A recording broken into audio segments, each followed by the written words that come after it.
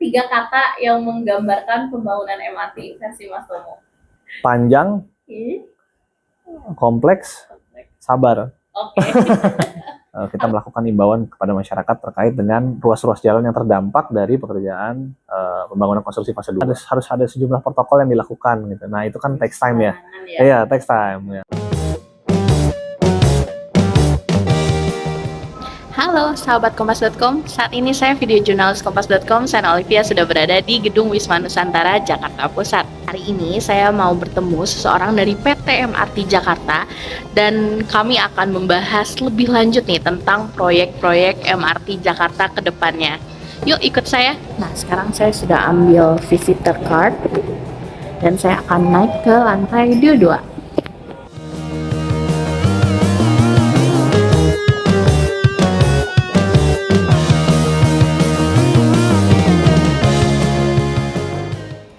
Nah, sahabat Kompas.com, sekarang saya sudah ada di lantai 22 Gedung Wisma Nusantara dan saya sudah bersama Mas Tomo. Halo. Halo teman-teman. Mas Tomo sebagai apa nih di MRT? Iya, saya PLT Corporate Secretary. Sekarang ini memang banyak menjadi pertemuannya dia. Kita juga masyarakat untuk menjelaskan gimana progres MRT Jakarta dan hal-hal menarik yang dilakukan oleh MRT Jakarta. Oke, dan hari ini kita bakal ngobrol-ngobrol sedikit lebih lanjut ya soal lebih detail soal itu ya. Ya. Udah kita bicara dari progres konstruksi dari Bundaran HI sampai ke kota, itu dari angka actual progresnya ya, itu di angka 51%-an. Dari target kita itu kurang lebih di angka 50%-an. Jadi alhamdulillah sebetulnya udah lebih cepat daripada target. Iya. Nah, memang dari Bundaran HI sampai ke kota yang progresnya paling advance itu di area Tamrin sampai ke Monas gitu. Itu memang paling progres tercepatnya ya, karena memang dimulai juga duluan dibandingkan paket-paket yang lain. Jadi yang menyusul juga nanti setelah yang Tamrin sampai Monas, terus juga progres berikutnya yang juga sedang dikerjakan di fase konstruksi ini di kota ya. Terus juga yang memang di antara itu ada yang Harmoni sampai dengan Mangga Besar itu juga sedang berjalan. Tapi itu kalau kita bandingkan dari 3 kawasan tersebut, yang paling cepat tadi urutannya ya, sesuai urutan Tamrin Monas, terus habis itu kota, terus Harmoni Mangga Besar gitu. Perencanaan rekayasa lalu lintas itu dilakukan gitu. Nah, karena konstruksi khususnya stasiun, kan kita ke arah kota ini fase 2 ini underground ya. Nah, underground itu walaupun stasiun ada di bawah, tapi kan pekerjaan itu mulai dari atas. Gitu. Ketika pekerjaan itu mulai dari atas, terus ada alat-alat berat, ada aktivitas yang dilakukan, itu kan akan orang lalu lalang, dan itu kan akan ada pagar-pagar yang pagar-pagar proyek ya, bahasa sederhananya pagar proyek itulah yang memang sedikit banyak memakan ruas jalan. Namun sebagai langkah yang dilakukan MRT untuk meminimalisir dampak dari pembangunan konstruksi di fase 2 ini, perencanaan dilakukan sedemikian rupa agar pagar-pagar konstruksi yang ditempatkan di jalanan itu tidak mengurangi jumlah lajur jalan.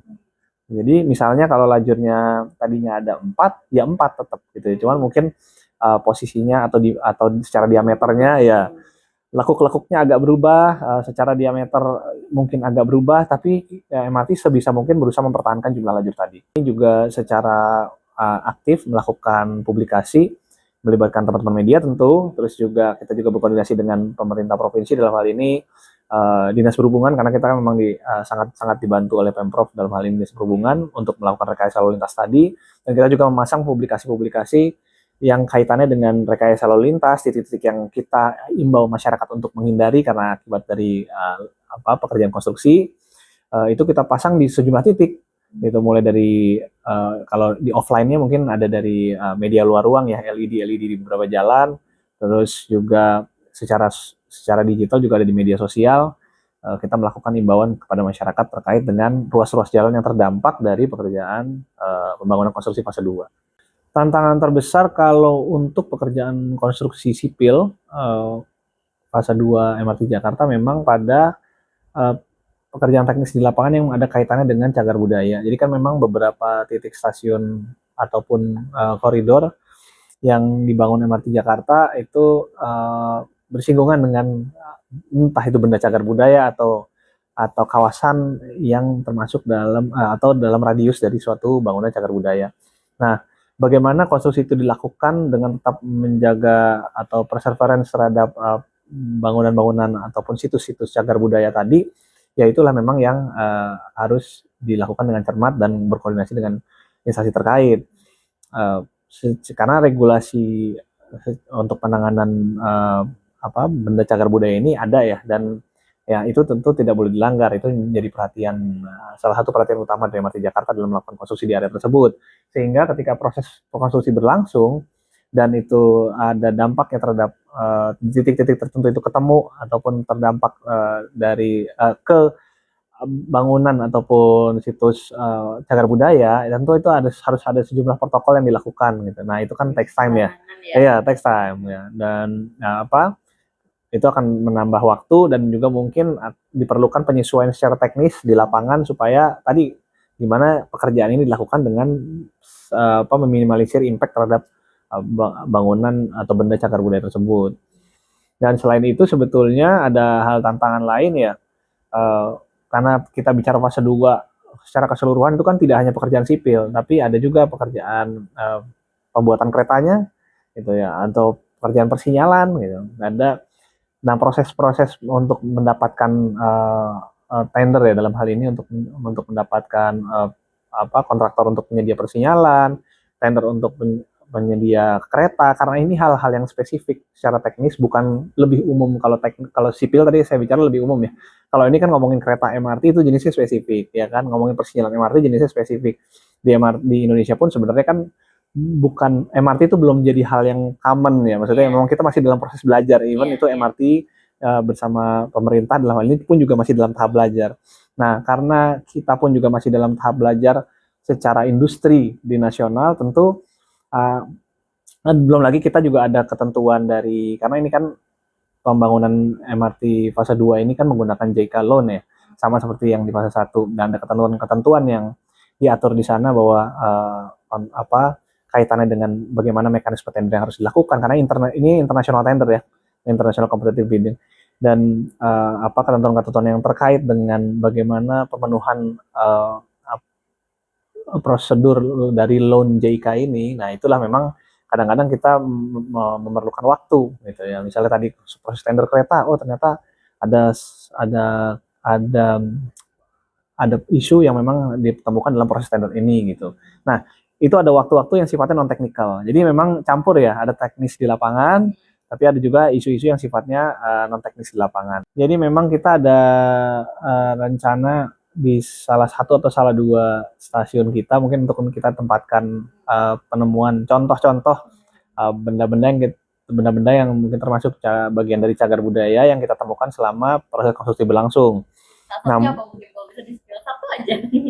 Ya mungkin rel waktu itu kita pernah ketemu, tram ya, tram zaman Belanda. Terus habis itu juga kita pernah menemukan, kalau peledak itu kita ketemu di fase 1. Fase 1 kita pernah menemukan semacam mortar ya, mortar mungkin zaman perang dulu gitu. Terus kalau ini ada lagi mungkin kayak semacam keramik, juga ada terakota, ntar bisa dicari definisinya, itu juga bagian dari cagar budaya. Nah, tapi kan benda-benda apa yang memang bisa ditampilkan di stasiun itu masih dalam proses ya. Kita akan tentu harus kita bicarakan lagi dengan instansi yang berwenang, karena kan namanya tadi saya sampaikan cagar budaya itu ada protokol bagaimana pengelolaan, bagaimana cara menampilkan, menyimpan pun dengan seperti apa, itu treatmentnya kan khusus. MRT beberapa tahun ke depan, selain fase 2 yang sedang kita lakukan konstruksi, kita juga ada rencana pembangunan untuk koridor timur baratnya. Koridor timur barat untuk phase 1 stage 1 atau fase 1 stage 1 itu dari Tomang sampai Medan Satria. Memang itu kan sudah dicanangkan tahun lalu oleh Pak Presiden Joko Widodo ya. Dan tahun depan rencananya kita akan memasuki proses tender untuk kontraktor sipilnya. Setelah proses tender nanti tentu akan normalnya proses akan bisa berlanjut ke proses konstruksi. Gitu. Selain koridor timur barat, kita juga ada rencana koridor dari Fatmawati ke Taman Mini gitu. Nah itu memang pre-FS-nya sudah tersedia waktu itu, yang menyusun adalah dari pemerintah, perwakilan dari pemerintah Korea gitu ya. Nah ini nanti masih dalam tahap pembahasan lebih lanjut bagaimana kelanjutan dari proyek ini, karena memang skemanya menggunakan skema yang berbeda nih. Kalau tadi kan saya cerita fase 1, fase 2 menggunakan skema pinjaman untuk pendanaannya ya, pinjaman dari Jepang melalui JICA. Kalau dari Fatmawati ke Taman Mini itu sepertinya akan menggunakan skema yang berbeda berdasarkan usulannya previsibility study-nya dari Korea gitu. Tapi nanti kita akan lihat, tentu Pemprov dalam hal ini mungkin melibatkan dengan pemerintah pusat akan membahas lebih lanjut seperti apa skemanya gitu ya. Kalau Taman Mini bisa jadi integrasi sama LRT juga. Iya, itu bisa juga akan jadi salah satu titik integrasi juga dengan LRT jika memang titiknya disetujui seperti apa yang diusulkan mungkin ya. Maksudnya kan nanti kita lihat titik pasnya, titik persisnya di mana sih Taman Mininya, di sebelah mana gitu. Nah ini berdasarkan pre-FS-nya dari si Korea tadi. Selain itu juga memang ada rencana penyusunan kajian bersama antara MRT Jakarta yang sudah ber-MOU dengan Sinarmas ya. Waktu itu untuk melakukan studi rencana jalur dari Lebak Bulus sampai ke arah Tangsel ya, Tangerang Selatan. Nah, itu kan sifatnya kita akan menyusun kajian bersama dulu, Mbak. Jadi dari kajian bersama tadi, baru nanti selanjutnya apa kita lihat nanti dari hasil kajian bersama yang kita lakukan, yang kita ber-MOU dengan Sinarmas tadi. Mungkin seperti itu. Pembangunan fisik ya. Jadi kan tadi kajian ini kan sebetulnya lebih ke mendekati kajian kelayakan ya kan. Jadi kalau suatu proyek suatu proyek yang dibangun itu kan pasti harus melalui suatu kajian kelayakan. Nah, layak atau enggak nih sebenarnya ke arah sana. Dan kalaupun enggak layak, misalnya dari titik A ke titik B, layak enggak? Oh, ternyata enggak layak kalau langsung ke B, mungkin harus ke C dulu. Nah, itu kan nanti subject to evaluate ya. Pasca kita lihat hasil kajiannya seperti apa gitu. Berarti maksudnya uji kelayakan bisa jadi misalnya kayak cukup banyak nggak sih orang yang mau naik itu misalnya. Betul, gitu termasuk ya? Gitu. Terus titik stasiunnya persis di mana aja. Itu kan juga bagian dari kelayakan. Iya, titik strategis lokasinya. Betul, gitu ya. Karena nanti kan stasiun ditempatkan di mana saja, lahannya siapa gitu kan. Terus juga termasuk nanti skema pendanaannya gimana, menggunakan apa. Kalau semuanya sudah firm, ya baru bisa dilanjutkan ke tahap konstruksi. Mungkin seperti itu. Jadi belum ada gambaran nih kapan kira-kira udah mulai. Belum, mungkin saya belum bisa sampaikan. Sebetulnya ini adalah bagian dari kelanjutan pengembangan stasiun Bundaran HI itu sendiri. Jadi stasiun Bundaran HI itu akan dikembangkan dalam proyek Extended Concourse namanya. Extended Concourse itu jadi kalau teman-teman baru turun ke stasiun Bundaran HI, naik eskalator misalnya turun ke bawah, itu kan sampai di level pertama yang ada pemeriksaan, security, mesin tiket dan lain-lain ya. itu concourse. Nah, concourse-nya sebetulnya kita secara struktur masih ada sisa panjang yang mungkin masyarakat belum lihat karena kita kasih sekat untuk. Jadi itu berarti area gitu. Area itu tuh kita sebutnya area concourse. Jadi secara struktur sebetulnya stasiun Bundaran HI ini ada bagian area concourse yang memang belum kita buka. Gitu. Jadi jauh lebih luas dari panjang dari yang sekarang gitu. Nah, tapi memang bagian yang belum kita buka ini kita masih dalam studi untuk pengembangannya seperti apa. Bentuknya nanti akan kita apain nih gitu ya. Nah, dari kajian mungkin teman-teman udah lihat ada di media sosial yang muncul nih kayak ada entrance baru di depan Plaza Indonesia seperti itu ya. Lebih dekat ke arah bundaran ya. Maksud saya Bundaran HI-nya. Ya itu bagian dari itu. Jadi nanti ketika extended concourse itu dikembangkan, jadi mulai dibangun, termasuk juga kita akan menyiapkan penataan atau pembangunan entrance baru di mendekati kawasan Bundaran HI. Kalau arah Plaza Indonesia mau menuju nyebrang ke GI, nah sebelum itu tuh ada area yang luas ya. Mungkin dekat situ. Jadi dekat situ akan ada entrance. Nah, di bawahnya yang dari sambungannya dari stasiun Bundaran HI itu kurang lebih sepanjang itulah. Mendekati ya ada pintu masuk itu untuk masuk ke kawasan barunya dari stasiun Bundaran HI. Jadi akan lebih mendukung konsep vibrantnya di Bundaran HI sendiri, karena kan di Bundaran HI ini dan sekitarnya memang identik dengan shopping gitu kan ya, dengan perbelanjaan, dengan mixed use perkantoran, terus orang lalu lalang ya kan untuk transit dari satu gedung perbelanjaan ke tempat perbelanjaan lain ataupun ke kantor. Nah, ini akan semakin didukung lagi dengan peningkatan atau ekstensifikasi dari si konkorsnya stasiun Bundaran HI itu sendiri. Berarti di gitu. Area tambahan itu juga bisa jadi bakal ada banyak toko-toko komersil, area-area komersil. Ya, itu konsepnya memang masih belum final ya. Untuk di bawahnya itu akan seperti apa nih? Gitu. Kapan rencana mungkin mulai eksekusi? Kalau eksekusi, kalau final desainnya itu akan di tahun ini, Mbak. Okay. Jadi kan kita sedang berarti masih perencanaan tata letak gambar kayak gitu. Iya, final design yang juga akan dibahas dengan Pemprov DKI dalam hal ini itu akan di tahun ini.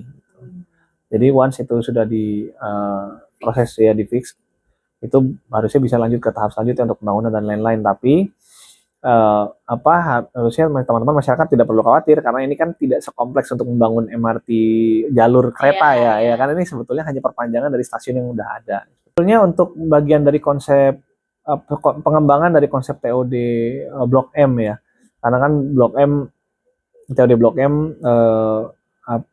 milestone-nya beberapa udah dilakukan nih ya kan, mulai dari pembenahan taman literasi ya, habis itu juga ada revitalisasi Blok M Hub ya, terus jalur arah ke Panglima Polim nih bagaimana untuk semakin memberikan kemudahan bagi masyarakat yang melintas ke arah sana gitu. Nah, memang salah satu konsep yang dikembangkan adalah tadi Skybridge ya.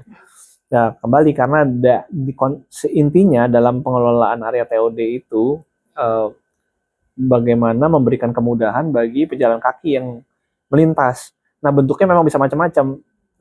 Kali ini yang kalau di Blok M tadi yang Mbak bahas adalah pedestrian deck ya, Skybridge ya maksudnya. Nah, itu salah satu konsep yang digunakan akan menggunakan seperti itu. Tapi memang Blok M ini nanti akan ada tahapannya Mbak untuk lebih lanjut lagi pengembangannya. Karena nggak hanya berhenti di situ, konsep ultimate Blok M itu nanti akan sampai ada pengembangan mixed use. Mixed use maksudnya campur gedung perkantoran, perbelanjaan dan mungkin tempat tinggal seperti apartemen dan sejenisnya. Itu di arah Blok M Hub dan juga terminal Blok M-nya. Jadi itu akan ikut direvitalisasi. Jadi memang akan terkoneksi gitu. Nah, tapi memang ada tahapan ya Mbak ya dalam pengembangan dalam pengembangan kawasan TOD Blok M. Akan semakin bercabang stasiunnya. Akan semakin bercabang dan diharapkan juga akan semakin menghubungkan masyarakat yang melintas beraktivitas khususnya di sekitar Jakarta dan sekitarnya. Ada bawah tanah lagi juga ya tadi kalau kemarin sempat bahas sedikit. Iya, untuk nanti di area Blok M Ultimate itu yang ke arah terminal itu kan akan ada pengembangan yang ke arah bawah tanahnya. Paling wah ya. Kalau MRT sih memang masing-masing proyeknya ada tantangannya ya. Ngomongin fase 2 tadi ada tantangannya, ngomongin TOD ada tantangannya. Tapi tentu yang paling dekat ya, maksudnya yang paling dekat secara progres itu tentu fase 2 dulu.